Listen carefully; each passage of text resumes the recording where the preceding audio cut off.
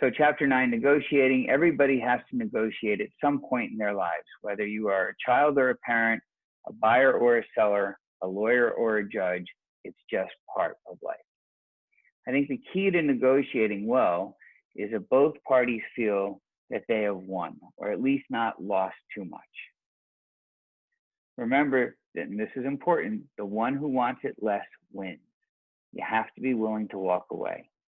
So has anybody here had an experience negotiating when you were ready to walk away and they came running after you? This is interactive, so feel free to jump in. Okay, so when I worked in the jewelry district as a kid, there's always negotiating, to the point where if you looked at prices, there would be codes. So you would see letters instead of numbers. So if you're ever buying a product and you see letters instead of numbers, those letters translate to numbers and it gives people some wiggle room. So what's on the ticket is their bottom line price. So let's say it was $100.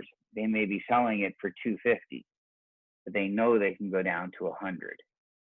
So if you see something like that, that's an opportunity. But you have to be willing to walk away. He who wants it less wins. Does that make sense? All right, whoever flinches first also loses. So sometimes it's a matter of whoever talks first, whoever flinches first. In the end, my last comment is going to be sometimes you're best off just saying nothing.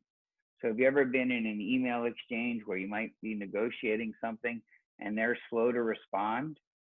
And then you'll send another offer at a lower price kind of thing if you're on the sell side?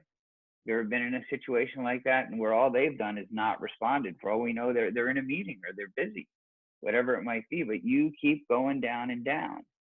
There is a theory I've heard, I think it was in Sandler or somewhere, that it's like a wet rag that you're wringing out, and the more that you're dripping, the more they're going to keep squeezing a little bit.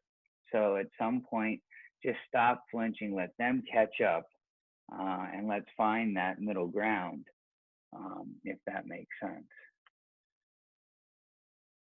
When you're buying something, I want you to think about this. So when you are the buyer, whatever number you give becomes the low. When you're selling, whatever number you give becomes the high.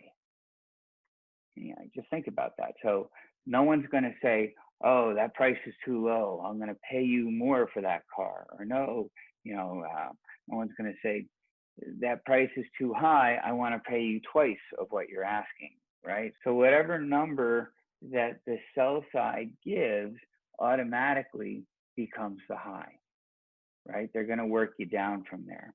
And on the buy side, whatever number you give becomes the low.